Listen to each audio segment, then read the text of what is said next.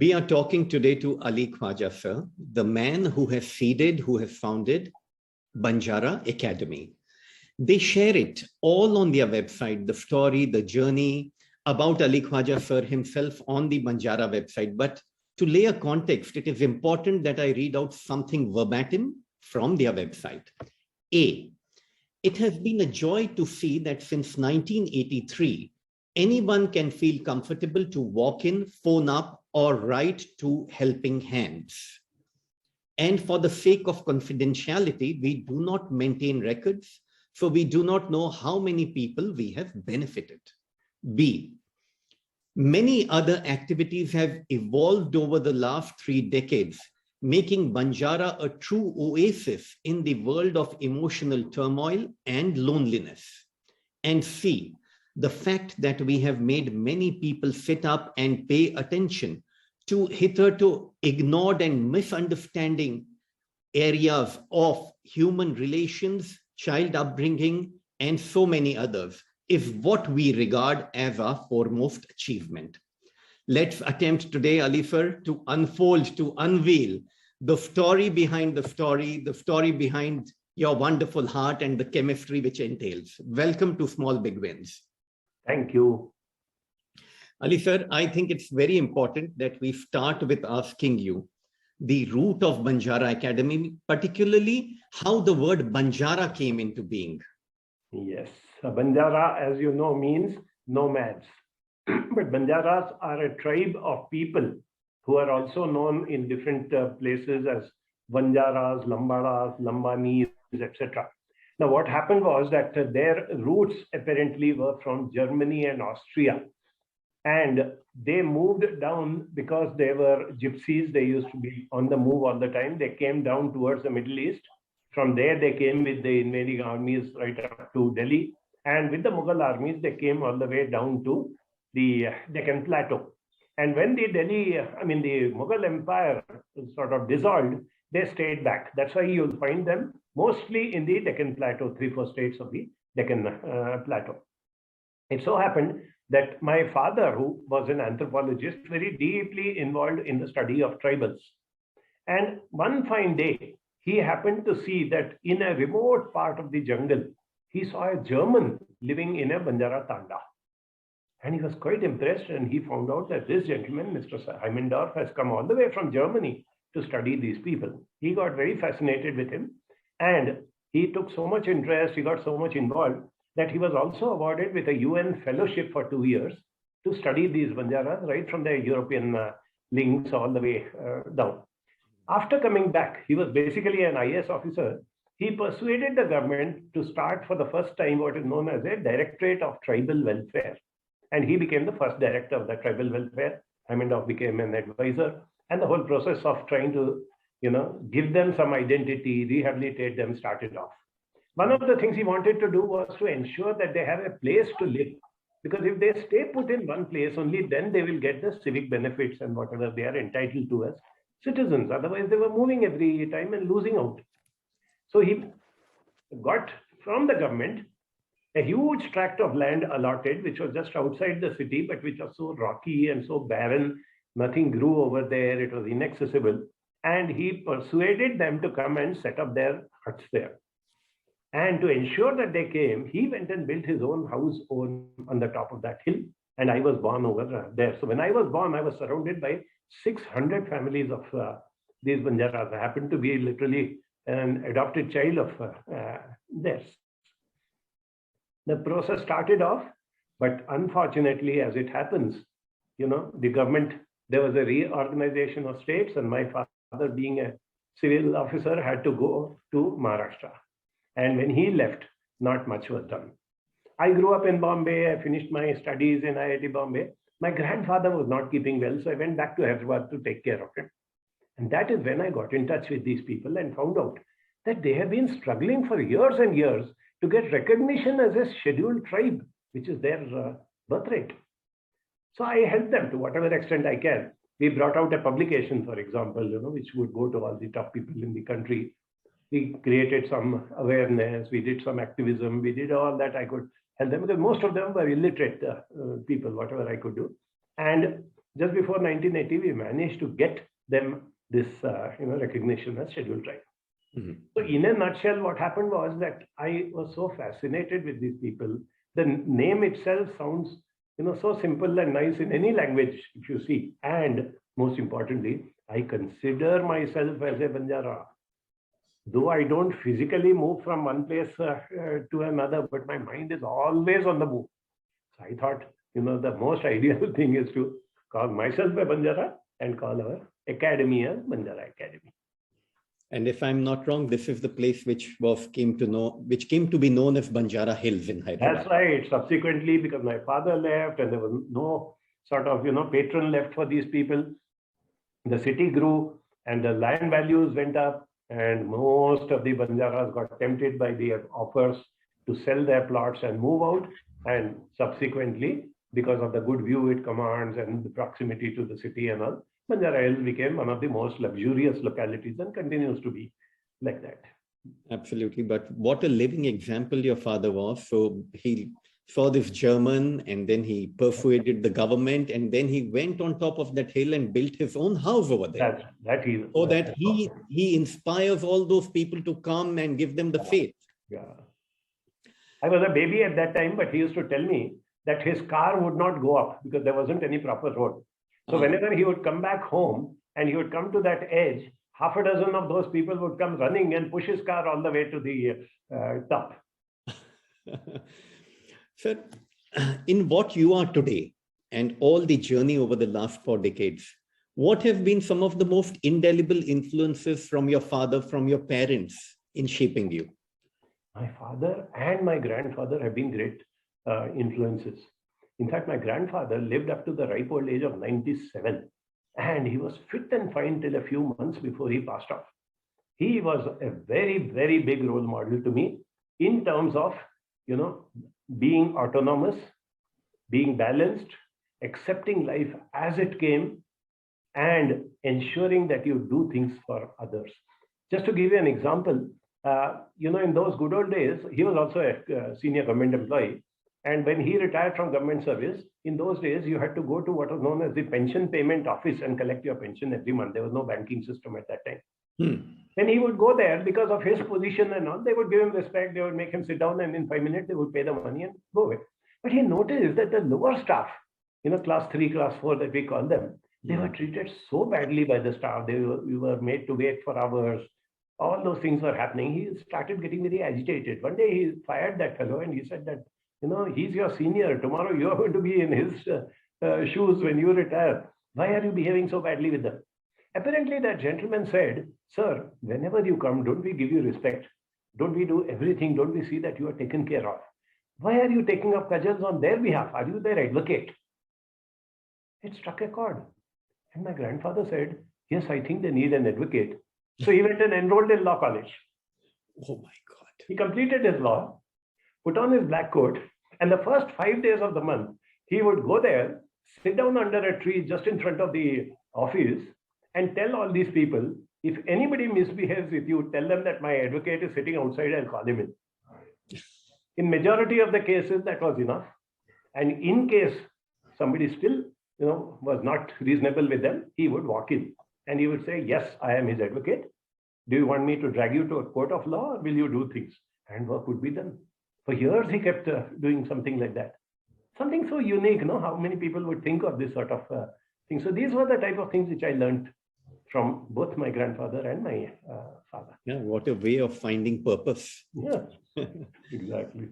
Ali sir, you did engineering from IIT, then you did your master's in industrial management, in industrial engineering, you did your PhD in behavioral sciences. That's right. That's a phenomenal playbook. And after doing all this, you did not start a business or you did not become part of any business, but you gave a completely different route to life. What was that? Why was that? No, I don't think technically it is right to say that I did not start a business or become part of a business. I did.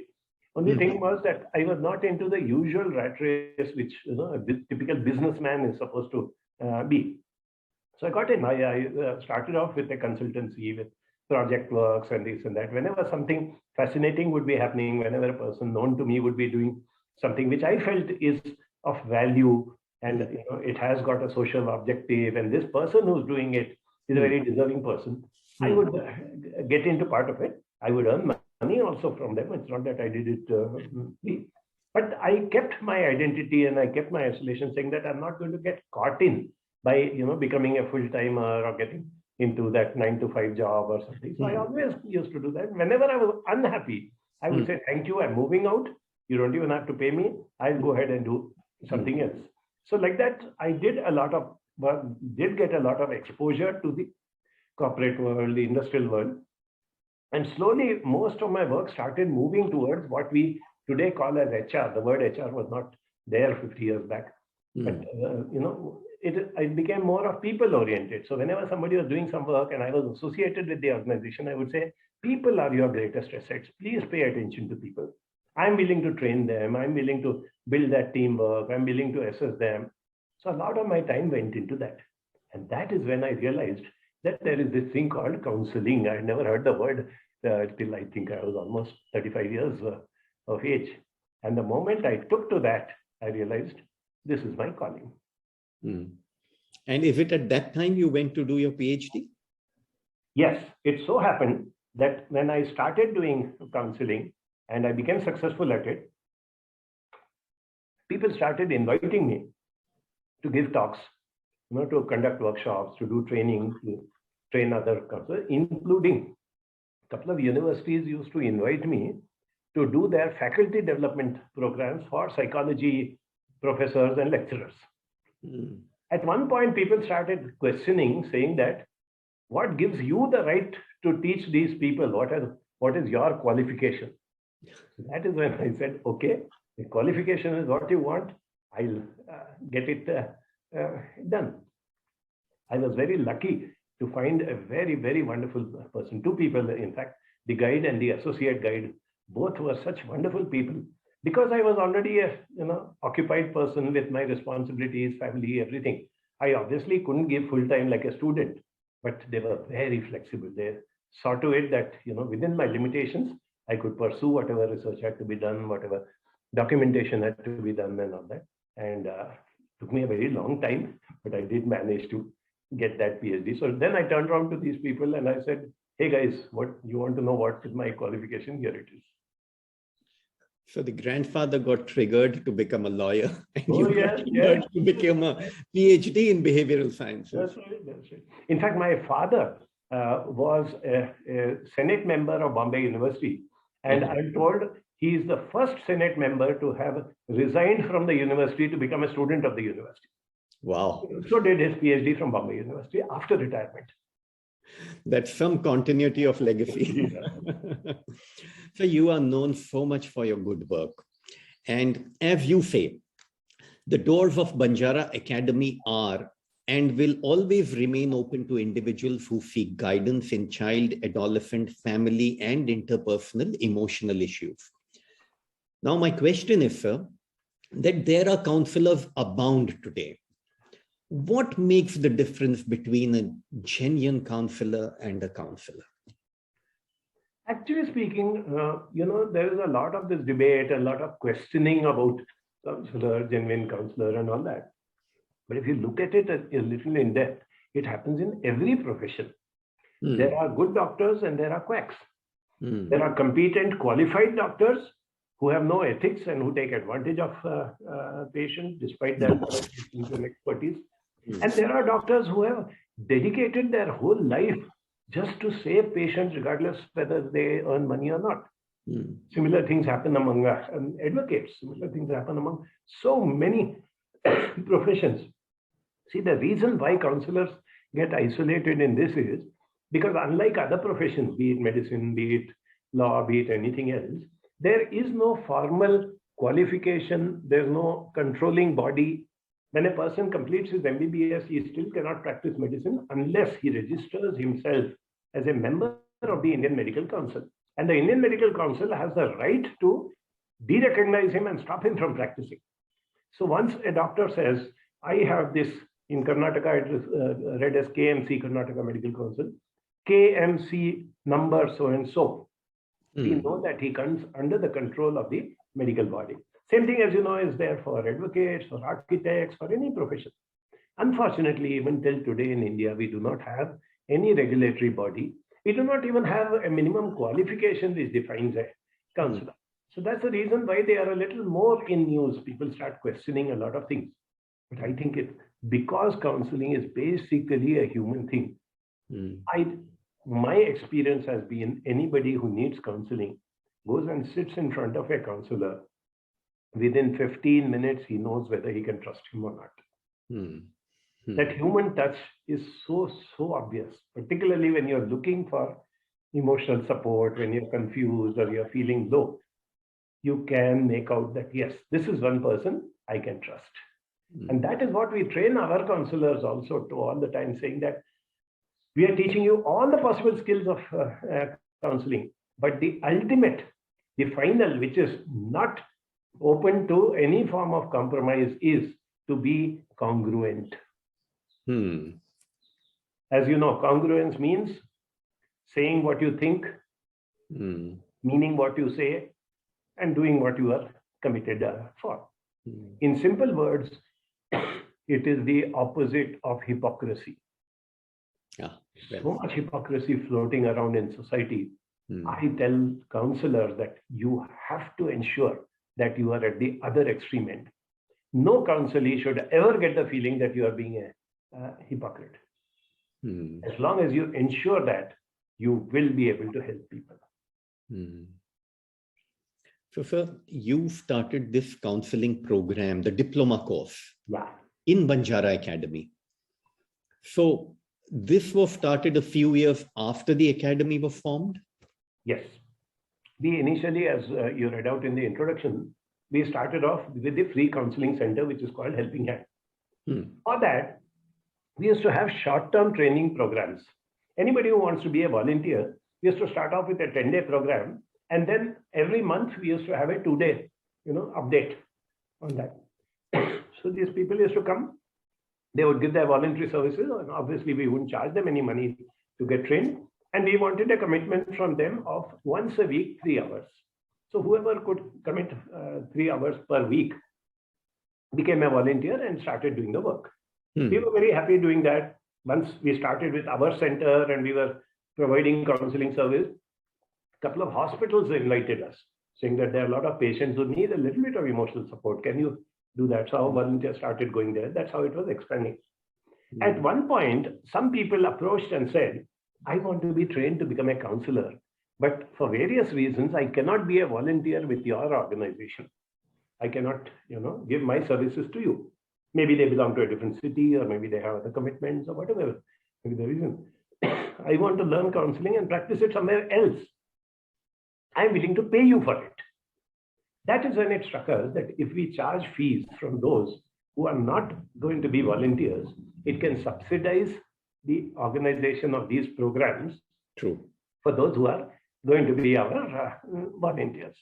So that is how the paid concept of the program started. Started with 10 days, then we expanded to 6 weeks, then we expanded to 3 months.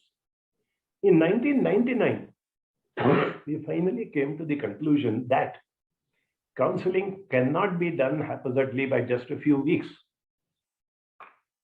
Let us have an exhaustive program where people come in, they learn something, they go back, and they practice or they get exposure to society, and then they come back again next week. So we came up with this idea, twice a week, 2 hours. Come and spend that time with us. And we are not going to have any theory, any textbook, any examination to ensure that you don't get distracted into rote learning. And whatever at the practical level we are teaching you, you go and practice. Or you just go and observe. We talk about marriage counseling. Even if you're not competent right now to do marriage counseling, observe married couples.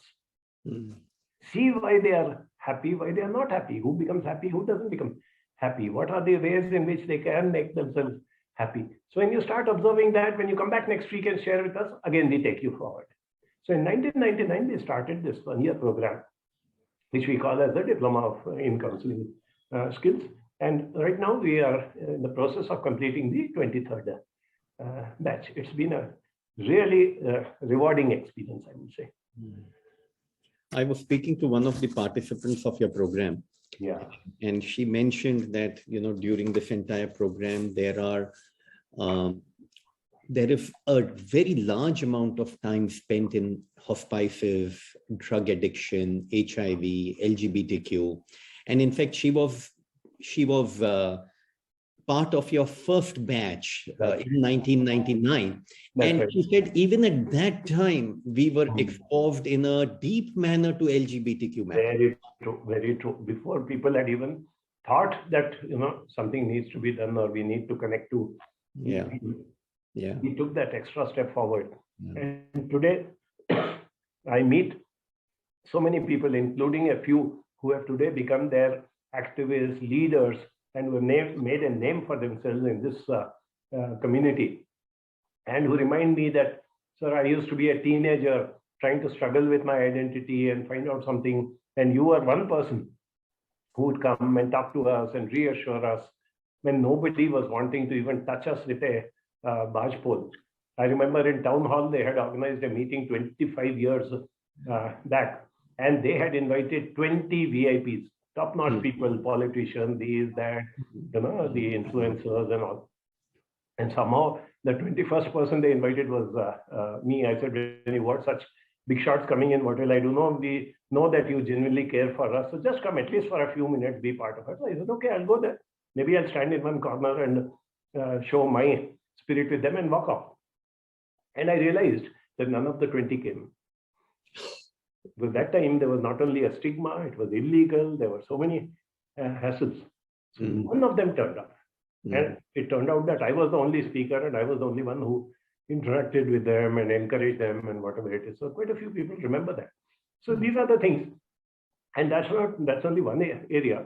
For example, a hospice, where people who are suffering from incurable disease and there is no more treatment. Doctors have raised their hands saying that there's nothing more that can be done.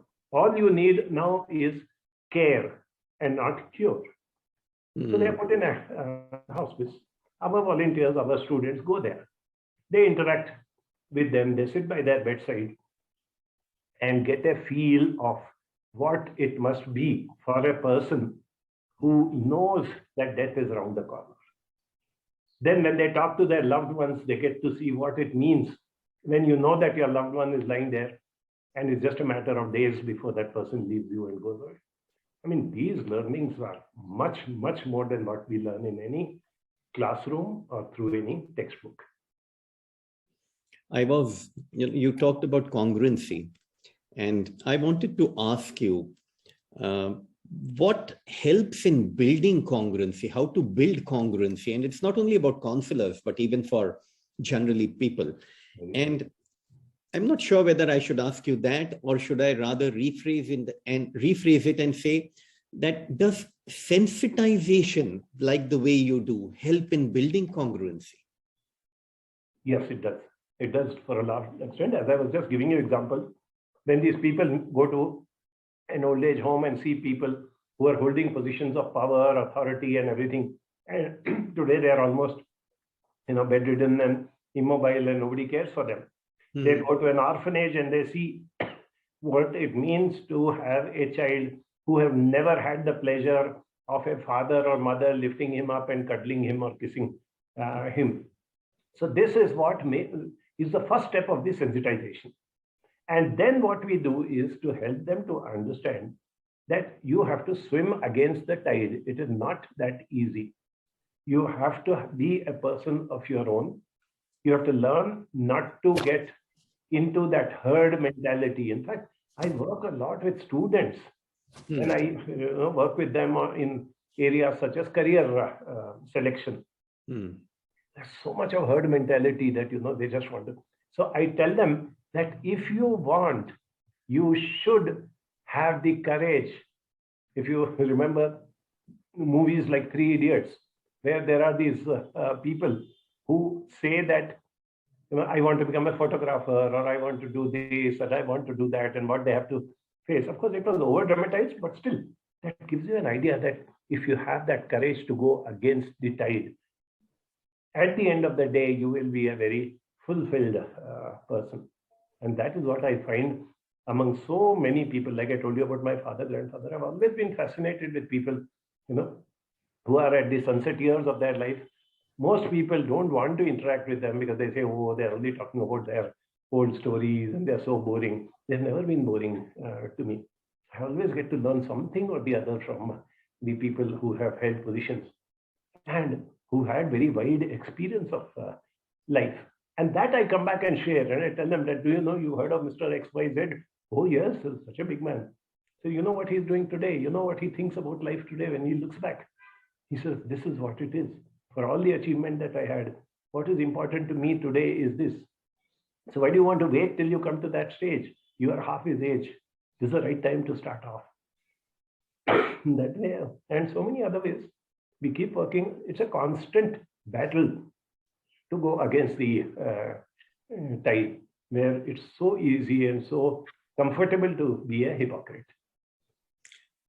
So, speaking of courage, I went to a school called Frank Anthony Public School in Delhi, and the motto of the school is courage is destiny. And while we were in school, we were just supposed to sing the school song.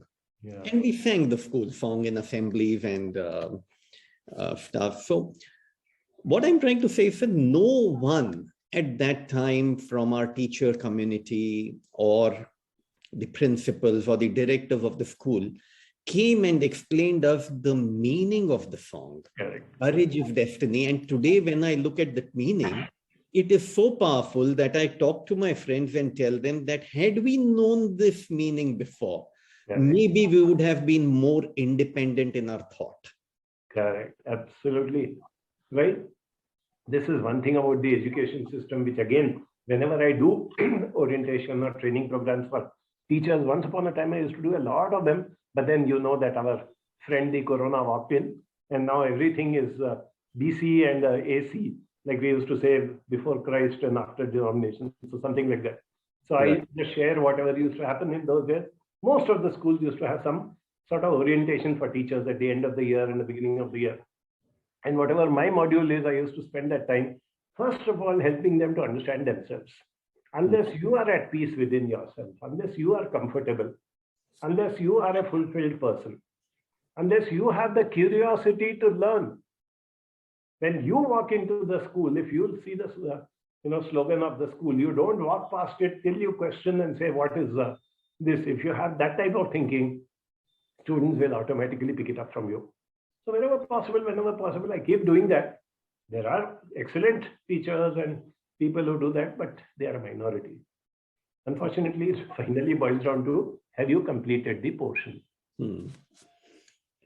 Talking about, are you at peace with yourself? You write somewhere, sir, that you have met many urchins and you have met many wise masters also. What have been some of the most important indelible things which you have been impregnated with in those meetings? When we were in college, on weekends, sometimes we used to take our cycles and go cycling out from Powai, far away into some areas. We happened to locate an ashram there, which was run by a very young man, highly educated person who had converted into a Swami, and he used to be running that little ashram, which was also an orphanage. He had a few orphans also staying there. One day he made us sit down and he asked us a very nice question. He said that there was this kid, who was brought and dumped in front of our orphanage because he was born as a complete cripple. He couldn't move his limbs. He couldn't talk. He couldn't do anything at all. So he was abandoned. But we took him in. We said, he's after all a child of God. We have to look after him. So we kept him there. We used to, feed him, bathe him, clothe him, do everything for him. But he was lying there like a vegetable. One fine day, a very big businessman, a philanthropist, turned up over there. And he said, he offered a sweet to this boy. And this boy couldn't raise his hand to pick up that sweet. And we had to explain that, no, sir, he doesn't even have the ability to even, we have to take the sweet to his mouth and make him. Gentleman was very touched. He went and spoke to some of the top-notch doctors and came back and said, we can get him treatment by which he can become more active and mobile and whatever it is. I'm willing to bear the cost. It took years. Certain surgeries, certain physiotherapy, certain speech therapy. Everything was done for that child, sponsored by that rich person. By the time he grew up, he was as normal as anybody else. And he became the baby of, orphanage. We were so proud of him. We used to sort of display him to everybody, saying that, see, this boy could not even, talk, could not walk, could not do anything. And look at him now. He's grown into such a nice, handsome young man, and he's doing this and that. Then Swamiji asked us, 30 years have gone past from his birth. Can you make a wild guess what he must be doing now? We were at loss. So we don't know, sir. Maybe he has become a doctor and he is taking care of patients. Maybe he is running some orphanage or something. Or no, maybe he has gone into the regular job and business or whatever it is. Difficult to say. He said he is locked up in a jail with a life sentence. So it doesn't make a difference now whether he can talk, whether he can walk. Rest of his life, he is going to be confined into that jail. He said, what happened? He gave a very simple answer. He said, we taught him how to walk. We did not show him the direction. When he started walking, we became so thrilled. We pampered him so much. He became a spoiled child. He started doing all sorts of mischief, and we overlooked it because he's a poor fellow, Till yesterday, he couldn't walk, he couldn't do this, let him have something, let us give. We pampered him so badly. When he grew up, he became an antisocial. He started indulging in all sorts of activities. He ran away from here. And one fine day, he went and committed a murder, and today he's in jail. So he says, please remember, more important than teaching somebody how to walk is to show him the direction. He will learn his own way of how to walk. Provided there's a motivation for him, he sees a direction. Even if he is going through a dark tunnel, if he sees the light at the end of the tunnel, that is enough for a person to strike. That's a powerful illustration, sir. So, your organization is one of the organizations from India, one of the very few who has been granted a full membership into the World Federation of Mental Health and also given voting rights. So, has this privilege given you the chance to make some impact which was not made earlier? To us as an organization, no. But it opened the doors to many of our students. For example, one of our students whose husband got a job in US and they migrated from here was feeling very sad that here she was doing so much work, counseling and helping out people and all that. But there, as you know, the laws are very strict. Unless you are qualified in a recognized institution from their country, they don't give you the license to practice as a therapist. And she went and kept on knocking doors. And when she said what I have learned, where I have been trained and where I've done a lot of internship and all that, they got interested. And they got in touch with us. And we had this extensive dialogue. And then they said, okay, we'll give her a chance to see whether she really is of that caliber. And when they gave her the chance, and when she came up to it, they were very impressed. And that is when they said that, yes, we do understand that there are, training programs outside the country which technically may not be qualified, but they are doing as good work as us. I'm just giving you one example of how various people in different ways have benefited, and that's all we are looking for. Not that we want any benefit out of that membership or recognition.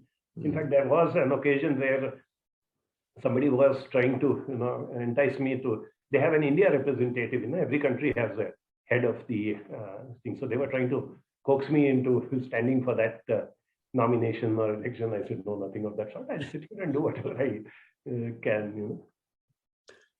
So coming a little bit to the corporate world, the leading management professors all over the world, they say one thing to business leaders: build a psychologically safe environment, create psychological safety with your people.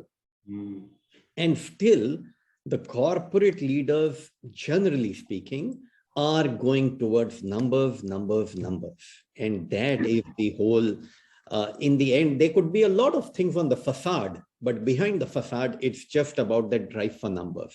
What would you say to them if you were to address them? More than me, I just wanted to share with you before Corona, of course. I was invited to a very reputed IT company, which was having a meeting of the all India HR executives. There were about 200 of them. And before I reached early there, and their own head of HR of their company was addressing them, wonderful lady. She was winding up, but the last few sentences that she said had such a deep impact. She said, we are such a reputed organization that whenever we advertise for some jobs, let's say there are, 50 vacancies, 500 people apply or more. We select the best 50 according to us, and the other 450 go away. He said, what do you do to show the other 450 who have taken the trouble to come to us that we are a good organization? They are your ambassadors. If you don't bother to even tell them, if you say, yeah, I will let you know if you're selected, and that poor man is waiting for an email, or you just tell him, no, sorry, you have not been selected, go. Just think of his emotions, what he goes through. He says, can you not spend a few minutes? Call them over to the cafeteria, give them a cup of coffee, talk to them, spend 15 minutes with them and say, best of luck, I hope somewhere else you get a good job. You almost made it, but unfortunately the competition was such that we could not take you. You send them with that. You've got 450 ambassadors speaking so highly about your organization. The same thing happens, inside the organization. There are these people who have absolutely no loyalty to their organization. You will remember the good old days when a person used to get a job in a reputed company. He would probably get a brass plate made with the company's name. The designation is not important, so I would write Ali Khwaja, Hindustan Aeronautics Limited, one nice embossed thing, and I would put it up on my house. And next 35 years, I'm working for Hindustan Aeronautics, and whatever promotions and whatever it is, till I retire. Today, I don't think anybody will be interested in investing a few hundred rupees in to make a nameplate with their company's name, because by the time it is delivered, they've already changed their organization. But when I see that this thing is mutual, so the individual says, I have no loyalty to my organization, the organization says, we have no loyalty to you. Somewhere we have to break this chain, isn't it? We have to make them feel belonged. So I would put it to the seniors, the people who are decision makers. See, the youngster who takes up a job, he is also part of the herd mentality. He has really not experienced life. So he thinks, okay, I'll take this job. If in 1 year I don't get a promotion, I'll jump where I'm getting 30% more salary and I'll go away. But in that 1 year, if you can make him feel comfortable, feel wanted, even if he leaves you and go away, for the rest of his life, he'll be talking about how I spent that 1 year in that organization and how wonderful it was. And many of them will not leave and go away. These, holding back people, removing attrition, I think are very, very important areas. And this started with some of the, what we call as sunrise industries, but it has filtered everywhere. I was so sad to know that there's this college where a friend of mine got appointed as a principal, student of mine. He has finally resigned because he says, every year the management says, pick a few of the senior people who have already put in a number of years of service, create some reason to throw them out. And you would be shocked. He would say, when they are performing so well, why? Because he says that every year we have to give them increments. So if a person has started with 30,000 salary, then you give him 33, 36, 45, whatever it is. If you throw out that 45,000 wala, you can get a fresh person for 30,000 again and start off. You're saving money for the college. So blatantly. But the fact is, how well is your college or your organization running? What is the reputation? Can we have a long-term perspective? Why is it that people go to certain institutions? Why is it that everybody who wants to do engineering wants to go only to IIT or NIT or BITS Pilani? And somebody sat down and thought over, they are also engineering colleges, no? The same thing happens with organizations. If organizations can develop that skill or that attitude, forget about skill. Skill comes easily, attitude doesn't come easily. if they can develop that attitude that these are, if I have a family member, if I have a nephew or niece or some youngster staying in my house and looking up to me, how much I would feel responsible for them, regardless of whether they misbehave, regardless of whether they are naughty. I would take them along, isn't it? Can we not think of them this way? And then you get that loyalty from them. I think, sir, this is so well put. This dehumanization of workplaces, this changing of loyalty to royalty is something which we need to reverse. So the challenges younger generation faces today, and what are the ways parents can be equipped to deal with those? What are the ways in which they should arm themselves to be good parents and not be just parents who are following progress in schools? You will be surprised, Mr. Harsh, how many students have told me, I feel my parents love me only when I get above 90%. Think of the gravity of that statement. We know it is not true. No parent would stop loving his child because he didn't get 90%. In fact, the parent would be willing to and is making so many sacrifices, doing so much for the child. But it is not, I always say it is not enough to love somebody. The love should reach that somebody should feel loved.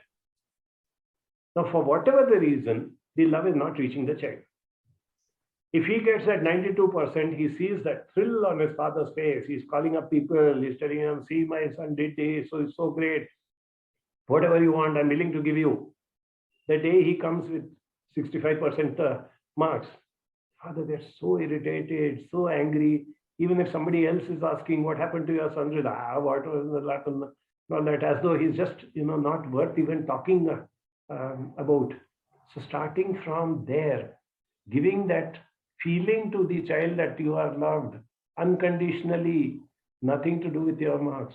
And that also brings us to this, as I was just mentioning to you a minute back. Why is it that every second person wants their child to become a software engineer? I jokingly tell people that one fine day you become a software engineer and you're going to office and you have a puncture and there's no stepney. You go to the puncture repair fellow, he'll say, 1,000 rupees, kudi sir. I say, for a puncture you want 1,000, why? Because all other puncture repair fellows have become software engineer. I have a monopoly, I can charge whatever I want.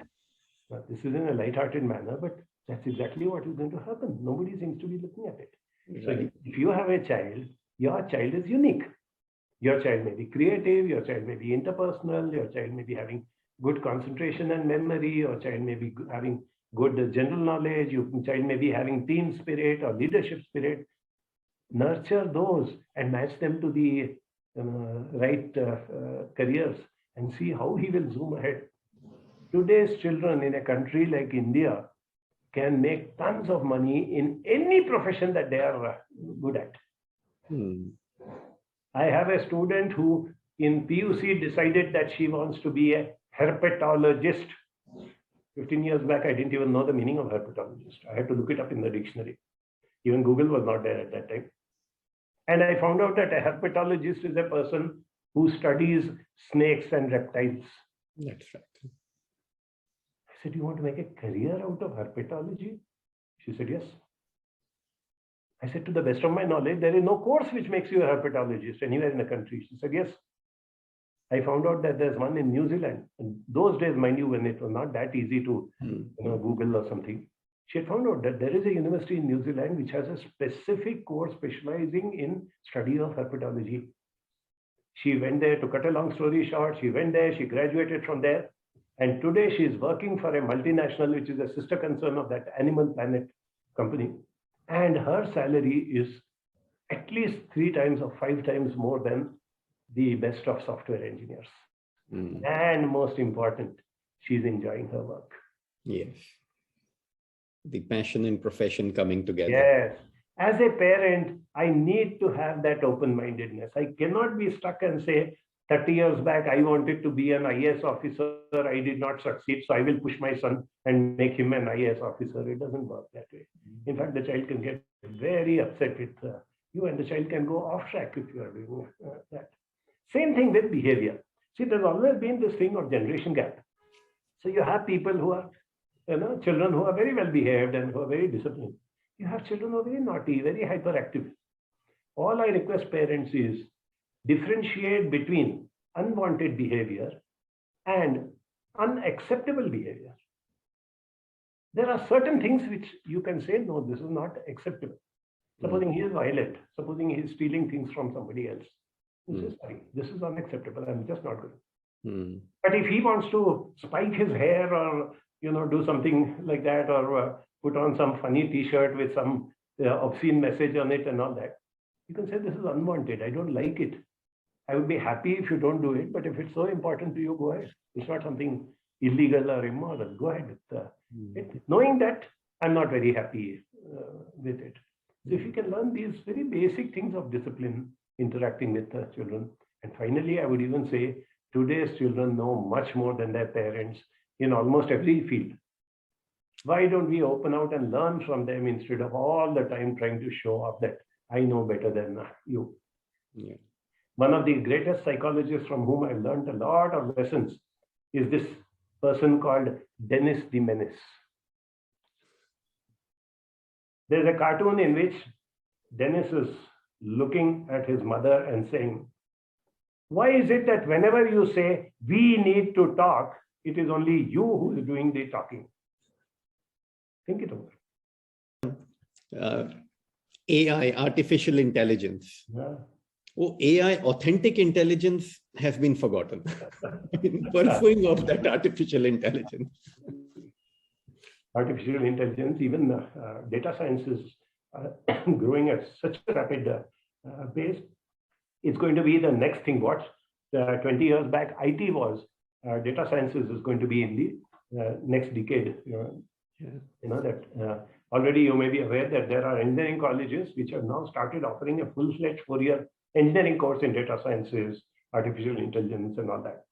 But somebody has very nicely, coined a word called DRIP, D-R-I-P.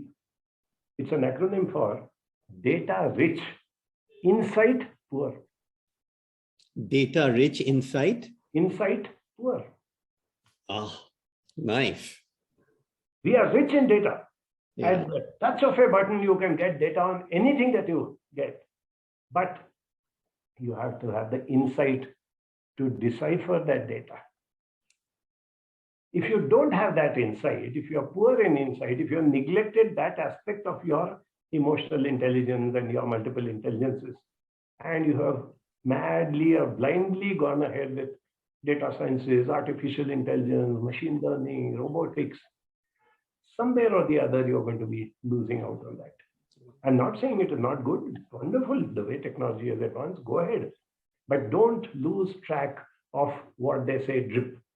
If rich data is available now at the touch of a fingerprint. But are you also ensuring that your insight to be able to decipher the data is equally good? So you say that being alone does not make you feel lonely. Yeah. And it's not only about the pandemic, but generally I'm asking you that how does one be alone with himself? What are the ways for, what is the self-care mental health methods which one can use for himself? Because generally when one is alone, he or she is seeking outwards. Doesn't want to be alone, wants to still seek, wants to go outward. So what is the way of giving some kind of a awareness and a stop to that and going inside? Firstly, let me tell you, for all the people who are alone, they don't have anybody around them, and they want to immediately go out and seek people. There's an equal number of people who are surrounded by others, and they also want to go out because they don't want to be with the others. They are not connecting to them. They are unhappy with them, but they are forced to be in their company. And they're just waiting to get out from there so that I can be alone by myself and put my thoughts in order. This was brought in very wonderfully by an author called Dan Kiley, who wrote a book, Living Together, Feeling Alone. He in fact coined a word, a phrase called LTL, living together loneliness. There are more people today who are suffering from living together loneliness rather than people who are physically alone and thereby they are lonely. Imagine a person caught in a loveless marriage. And as per our culture, as per our commitment, we don't just walk out of marriage. There may be children, there may be so many other reasons. But imagine how lonely that person can be, knowing that there is a person here whom I define as my life partner, but I can't share anything personal with this person. Imagine the height of the loneliness of such a person. Same thing I come across grown-up children who say, I can't say anything to my parents. The moment I start talking, they start lecturing me, they start pushing me down. So I just want to get out of the house, go and be with my friends where I can be free and I can talk whatever I want with them.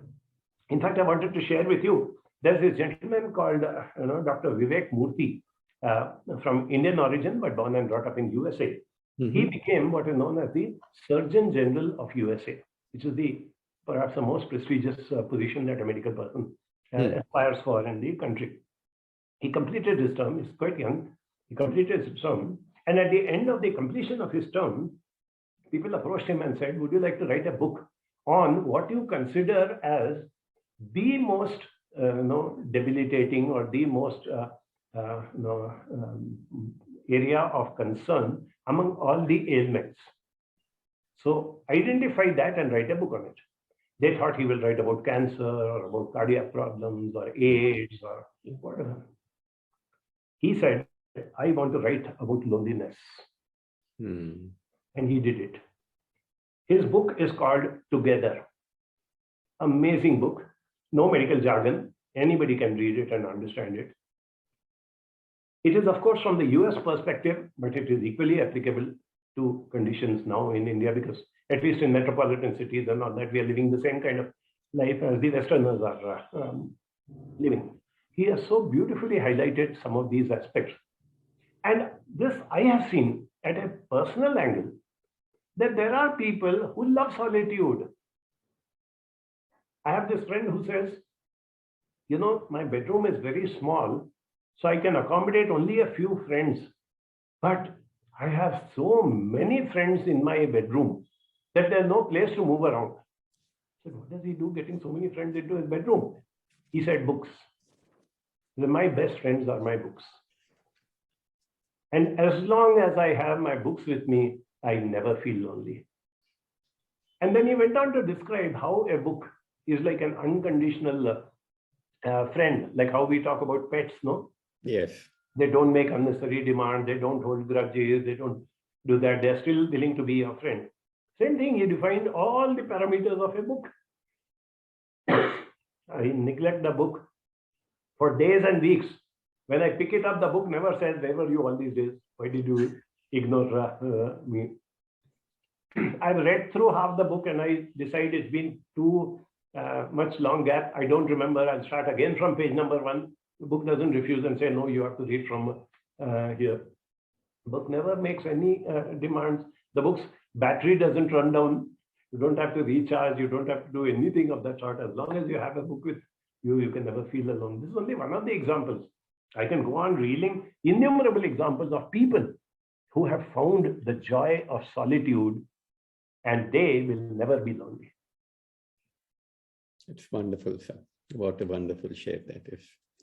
Well, sir, I think it has been really a very insightful, very enriching conversation. I think, as you said, direction दिखाना ज़्यादा ज़रूरी है. क्या करना है ये बताना ज़्यादा ज़रूरी है. Absolutely, absolutely. So, thank you very much for that, sir. Is there anything else you would like to share, sir, today?